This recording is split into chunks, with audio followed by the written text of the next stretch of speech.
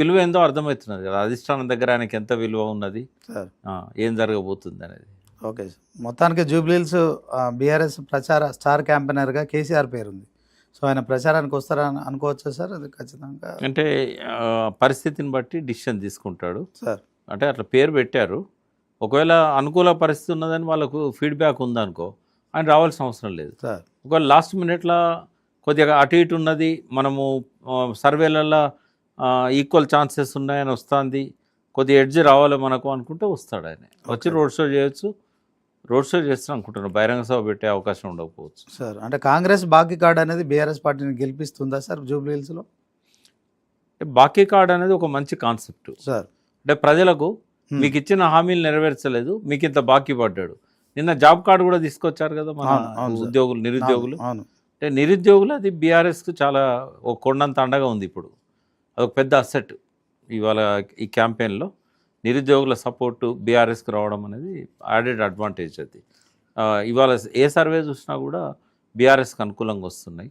సరే ఒక బీసీ అభ్యర్థికి రేవంత్ రెడ్డి టికెట్ ఇచ్చినా కూడా బీసీలో నమ్మని పరిస్థితి ఏర్పడ్డది.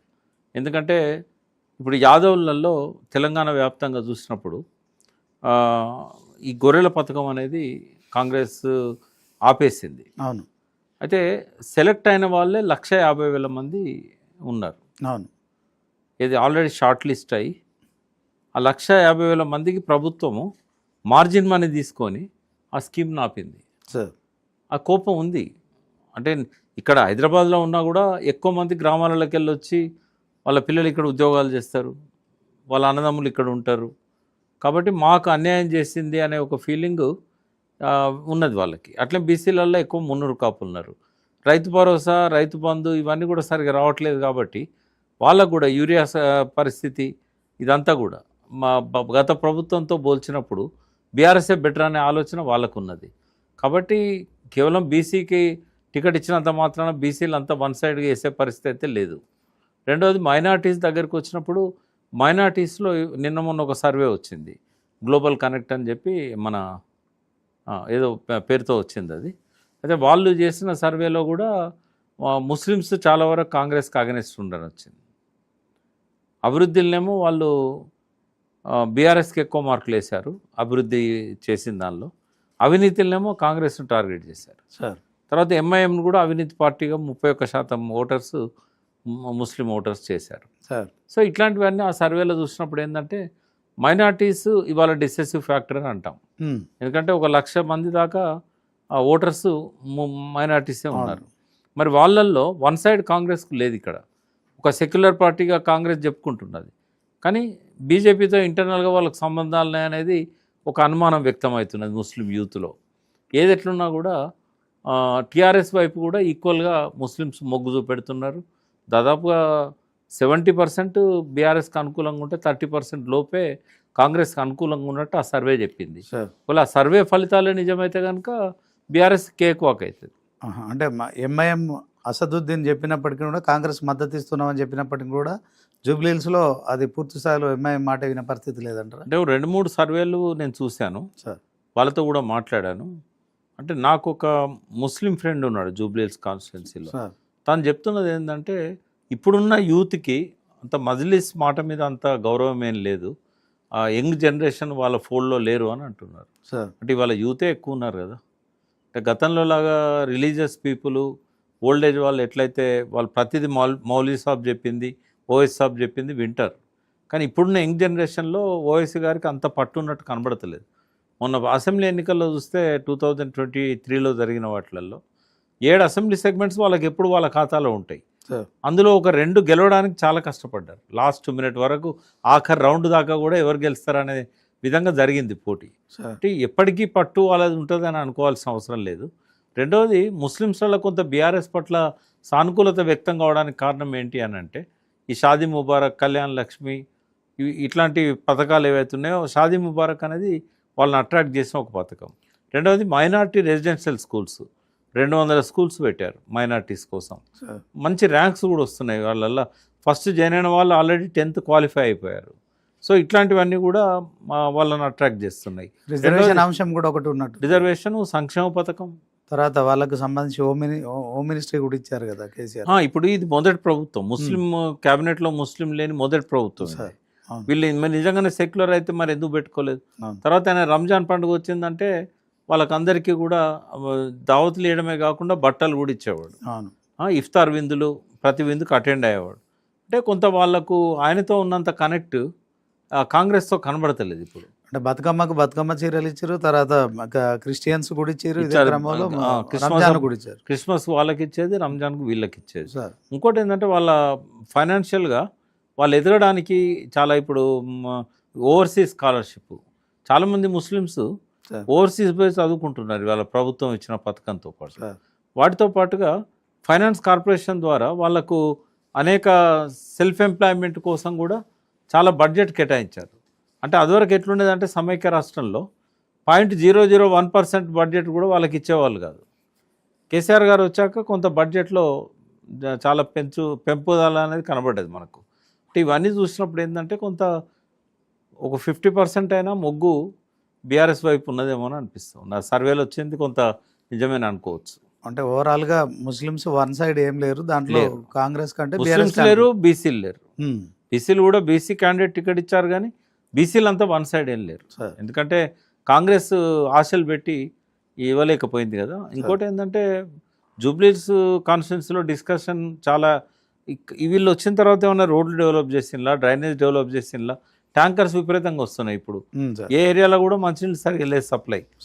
చిన్న ఫంక్షన్ చేసుకోవాలన్నా వాళ్ళ ఇంటి ముందర టెంట్ వేసుకొని ఆనే భోజనాలు పెడతారు. మరి నీళ్ళు ఎక్కడి నుంచి వస్తాయి వాళ్ళకు? నల్ల నీళ్ళు కొంతసేపే వస్తాయి, అది కూడా 2 రోజులకు వస్తారో 3 రోజులకు వస్తారో. ఇక వాళ్ళే ట్యాంకర్స్ బుక్ చేయాలి. ఇప్పుడు ఏమవుతున్నది, నెలకు హైదరాబాద్ సిటీలో 2 లక్షల ట్యాంకర్స్ బుక్ చేసుకోవాల్సి వస్తుంది. అదివరకు ఒక 25,000 to 30,000 మ్యాక్సిమం అయితే ఎండాకాలంలో ఒక 50,000 ట్యాంకర్స్ బుక్ చేసుకున్నట్టు. ఇప్పుడు 2 లక్షలకు పోయింది అది.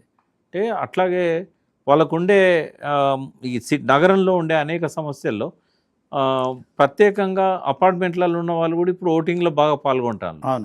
గత ఎన్నికల్లో మనం చూసినట్టయితే 70% ఓటర్స్ ఈ గేటెడ్ కమ్యూనిటీస్, అపార్ట్మెంట్స్, ఇతర ప్రాంతాల నుంచే వచ్చారు. బస్తీలో ఉన్న వాళ్ళ ఓట్లు 30%. అంటే వీళ్ళకు ఒక సమస్య వస్తుంది జూబ్లీహిల్స్ ఏరియాలో. ఈ స్ట్రీట్ వెండర్స్ అంతా ఈ అపార్ట్మెంట్ల ముందే ఈ పెట్టుకోవడం, తోపుడు పనులు కానీ ఇవన్నీ కూడా అరవడము, వాళ్ళ కూరగాయలు, తర్వాత ఇవన్నీ వాళ్ళ చిరు వ్యాపారులు. ఇది ఒక నాయిస్ బాగుందాడ. అయితే ఇదంతా కూడా కొంత ఎన్నిసార్లు ఫిర్యాదు చేసినా కూడా వాళ్ళు పరిష్కరిస్తలేరని చెప్పి ఇట్లా కొంత ఈ కాంగ్రెస్ మీద వ్యతిరేకత కొంత డెవలప్ అయింది అపార్ట్మెంట్ వాసుల్లో. అంటే జూబ్లీహిల్స్ మొత్తం అట్లే ఉంటుంది, ఓవర్ క్రౌడెడ్ ఉంటుంది, సందులలో కానీ రోడ్ల మీద కానీ. డ్రైనేజ్ ఇష్యూస్ అట్లే ఉన్నాయి, మంచినీటి సరఫరా సరిగా లేదు, పవర్ కట్స్ మొదలైనవి. అన్ఎంప్లాయిడ్ యూత్ కూడా బాగున్నారు ఇక్కడ. అన్ఎంప్లాయిడ్ యూత్లో కూడా ఒక అసంతృప్తి ఉన్నది. ఆ మైనార్టీ ఆమె ఆస్మా ఆల్రెడీ నామినేషన్ వేసింది. ఇవాళ వ్యాలిడ్ అయిన నామినేషన్లు కూడా 50కి పైన ఉన్నాయి, 58తో ఉన్నాయి. మరి ఈ నామినేషన్లు ఇవన్నీ కూడా ఎందుకు అంటే కాంగ్రెస్ ప్రభుత్వం మీద ఒక విమర్శ. ఇంకా ఆశ్చర్యం ఏంటంటే నాకు ప్రజలు ఇంత వ్యతిరేకిస్తుంటే ఓ పక్క కోదండరాం మద్దతు ఇస్తా అంటాడు, ఓ పక్కన సిపిఎం మద్దతు ఇస్తా ఉంటుంది. ఇప్పుడు సిపిఎం చెప్పుకుంటేనే మద్దతు ఇస్తున్నది. కాంగ్రెస్ ప్రజలకు హామీలు ఇచ్చింది, అవి అమలు చేయలేదు, ప్రజల్లో వ్యతిరేకత ఉన్నది, నిరుద్యోగుల్లో వ్యతిరేకత ఉన్నది. అయినా కూడా మేము కాంగ్రెస్కే మద్దతు ఇస్తామని వాళ్ళ జాన్ వెస్లీ గారు ఆ పార్టీ కార్యదర్శి స్టేట్మెంట్ ఇచ్చాడు. నాకు గుర్తొచ్చింది ఏంటంటే 50 ఏళ్ల కింద కర్మెల్ నాగిరెడ్డి కమ్యూనిస్ట్ పార్టీ నాయకుడు ఆయన అసెంబ్లీలో రాజీనామా చేశాడు. ఈ అసెంబ్లీ పాతకాన్ షాపు, ఈ దీనిలో మనం ముందుకు పోలేమని చెప్పేసి ఆయన రాజీనామా చేశాడు. ఆయన మాట అన్నాడు, ఈ సిపిఐ సిపిఎం అనేటి పాలక వర్గాల రైలు బండిని ఆగినప్పుడు నెడతారు, సాగినప్పుడు తిడతారు. ఇప్పుడు కాంగ్రెస్ గెలవడం కష్టం ఉంది కదా, నెడతారు. అంటే ఇది ఇప్పటిది కాదు మాట నేను చెప్పేది, 50 ఏళ్ళ కింద అన్నాడు ఆయన కర్మెల్ నాగిరెడ్డి. ఆయన పెద్ద నాయకుడు, వాళ్ళకు స్వాతంత్రం రాకముందు నుంచి కమ్యూనిస్ట్ నాయకుడు. అంటే పాలక వర్గాల రైలు బండిని ఆగినప్పుడు నెడతారు, సాగినప్పుడు తిడతారు. ఇది సిపిఐ సిపిఎం చేసే పని. అంటే ఇవాళ ప్రజలల్లో ఇంత వ్యతిరేకత ఉన్నది తెలిసి మీరు ప్రజల పక్షాన్ని ఉంటారా? లేకుంటే సెక్యులర్ అనే పేరు, సెక్యులర్ ఇప్పుడు ఏంది అంత, ఈ సెక్యులర్ బీఆర్ఎస్ సెక్యులర్ కాదా? సెక్యులర్కు ఇప్పుడు ఇక్కడ మత కలవలు జరుగుతున్నాయా? లేదు. ఇక్కడ బీజేపీ ఏమన్నా గెలిచినట్టున్నదా? లేదు. ఇప్పుడు నిజంగానే బీజేపీకి వర్సెస్ కాంగ్రెస్కి పోటీ పడతారు అన్నప్పుడు వాళ్ళిద్దరిట్లో ఎవరి మధ్యలో పోటీ ఉందన్నప్పుడు నిజంగానే మీరు సెక్యులర్ కాబట్టి కాంగ్రెస్కి ఇస్తే అర్థం ఉంది. అవును ఇక్కడ పోటీ రెండు సెక్యులర్ పార్టీల మధ్యలో ఉన్నది కదా. అవును సార్. ఉన్నప్పుడు నువ్వు ఏ రకంగా నువ్వు కాంగ్రెస్ మద్దతు ఇస్తావు? రెండవది, నిరుద్యోగులకు జాబ్ క్యాలెండర్ ఇవ్వాలన్నది కోదండరాం. సార్ జాబ్ క్యాలెండర్ ఇచ్చి అమలు చేయలేదని నిరుద్యోగులంతా ఆందోళన చేస్తుంటే నువ్వు నిరుద్యోగుల పక్షాన ఉంటావా? మహేష్ గౌడ్ గారు వచ్చి అడిగారు కాబట్టి నేను కాంగ్రెస్ మద్దతు ఇస్తా అంటే ఇక్కడ ఎవరు పతనం అవుతారు? ఇక్కడ సిపిఎం పతనం అవుతుంది, ఇక్కడ కోదండరాంకున్న విలువ కూడా పతనం అవుతుంది. మొన్న జరిగిన బీసీ బంద్ లాగా. అంతే అంతే కదా సార్. అంతే. ఇప్పుడు ఇది కరెక్ట్ కాదు, ఇది వాళ్ళ స్టాండ్. వాళ్ళు ఇప్పటికైనా మార్చుకోవాలి, లేదా ప్రకటించిన లేదా సైలెంట్గా ఉండండి. జనంలోకి వస్తే ఇంకా మీ పరువు పోతుంది. వారిద్దరికి కూడా నా విజ్ఞప్తి అది. మీరంటే గౌరవం నాకు. పోరాడే పార్టీగా సిపిఎం అంటే గౌరవం, పోరాడే వ్యక్తిగా హక్కుల కోసం పోరాడే వ్యక్తిగా కోదండరాం అంటే గౌరవం. ఇక మీరు మద్దతు ప్రకటించిన లేదా ఇప్పుడు వెనక్కి తీసుకోలేరు కాబట్టి మీరు సైలెంట్గా ఇళ్ళల్లో ఉండండి. మీరు వస్తే మీ పరువే పోతుంది. భవిష్యత్తులో మాలాంటి వాళ్ళకు కూడా మీ మీద గౌరవం ఉండదు. ఈ జూబ్లీహిల్స్లో వాళ్ళ ప్రభావం ఏమైనా ఉంటుందా? ఏముండదు. కానీ ఒక పార్టీగా సిపిఎంకు ఓ పేరు ఉంటుంది, ఓ బ్రాండ్ ఇమేజ్ ఉంటుంది, కొంతమంది ఫాలోయర్స్ ఉంటారు. గుడిసెలు వేయించడంలో ఇట్లాంటి వాటిలలో సమస్యల మీద పోరాడే వాళ్ళలో వాళ్ళకి పేరు కదా. అటువంటి కొంత ఫాలోయింగ్ ఉంటుంది. కానీ వాళ్ళు చెప్పినంత మాత్రాన కాంగ్రెస్కి వేసేటట్టు లేరు. ఎందుకంటే ఈ మార్క్సిస్టుల స్వభావం ఏంది? పాలక పార్టీతోనే ఎప్పుడు వాళ్ళు వ్యతిరేకంగానే ఉంటారు. పార్టీ అంటగాగినా కూడా ప్రజల్లో అది రాదు. అరే వీడు డ్రైనేజ్ సరిగా లేదు, నీళ్ళు ఇత్తలేరు, రోడ్లు వేయలేదు. ఇప్పుడు 826 కోట్ల రోడ్ల పథకాన్ని ప్రకటించిండు, భూమి పూజలు కూడా చేశాడు రేవంత్ రెడ్డి. తట్టడు మనదిలే ₹1 పెట్టలేదు. ఇదే జూబ్లీహిల్స్ కాన్స్టిట్యున్సీలో. ఇవాళ షాదీ ముబారక్ ఎన్ని చెక్కులు ఇక్కడ పెండింగ్ ఉన్నాయో తెలియదు, కానీ రాష్ట్ర వ్యాప్తంగా 26,000 పెళ్ళిళ్ళు అయినాయి ముస్లిమ్స్లల్లో. అన్ని చెక్కులు పెండింగ్ ఉన్నాయి. ఓకే, దాని ఇంపాక్ట్ ఉండదా? ఇళ్ళ కూడా ఉంటారు కదా కొంతమంది. తర్వాత 2 బెడ్రూమ్ హౌసెస్ ఉన్నాయి, షార్ట్ లిస్ట్ అయ్యి మీకు ఇల్లు ఇస్తున్నామని టీఆర్ఎస్ గవర్నమెంట్ చెప్పింది. మూడో ఫేజ్లో 500 మందికి షార్ట్ లిస్ట్ అనక దావతులు చేసుకున్నారు గవర్నమెంట్ ఇల్లు ఇస్తుందని. వాళ్ళకి ఇల్లు ఇస్తలేడు రేవంత్ రెడ్డి. షార్ట్ లిస్ట్ అనేవి అట్లే ఉన్నాయి. ఇప్పటికే ఇచ్చి ఉండాల్సింది. ఉన్నాయి కదా బయట, కఠినవి ఉన్నాయి, ఇస్తలేడు. 500 మంది షార్ట్ లిస్ట్ అయిన వాళ్ళు ఉన్నారు. ఇట్లాంటి వాటి వల్ల కొంత ఎదురుగాలి తప్పదు. అంటే ఇప్పుడు ప్రభుత్వంపై ఉన్న వ్యతిరేకత అది బీజేపీకి లాభిస్తుంది అంటారా, బీఆర్ఎస్కి లాభిస్తుంది? బీఆర్ఎస్కి లాభిస్తుంది. ఎందుకంటే బీజేపీ గెలిచే పరిస్థితిలో లేదు. వాళ్ళు 4th ప్లేస్లో ఉన్నారు. ఒకవేళ 3rd ప్లేస్ అనుకోవచ్చు, మజ్లిస్ లేదు కాబట్టి. మజ్లిస్ ఉంటే మజ్లిస్ 3rd ప్లేస్. కేంద్ర మంత్రులు కూడా దిగుతున్నారు సార్ ప్రచారానికి. అని ఎవరు వచ్చినా కూడా గతంలో వచ్చిన ఓట్ల కంటే కొంచెం ఎక్కువ తెచ్చుకోవాలనుకుంటారు. వాస్తవంగా పార్లమెంట్ ఎన్నికల పరిస్థితి వేరు.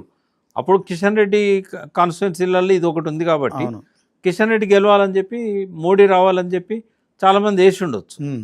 అక్కడ పార్లమెంట్కి వచ్చినప్పుడు హిందూ ముస్లింది కొంచెం డివిజన్ కనబడుతుంది. ముస్లిమ్స్ అంతా కాంగ్రెస్ దిక్కేస్తారు, హిందువులు అంతా ఇటు దిక్కేస్తారు. కానీ ఇప్పుడు అసెంబ్లీ ఎన్నికల్లో అది ఉండదు. 2 సెక్యులర్ పార్టీలు. పోయినసారి కూడా ఇదే క్యాండిడేట్ నిలబడ్డాడు కదా. అప్పుడు ఎన్ని వచ్చినాయో అంతకంటే కొద్దిగా ఎక్కువ రావడానికి ట్రై చేస్తారు వాళ్ళు.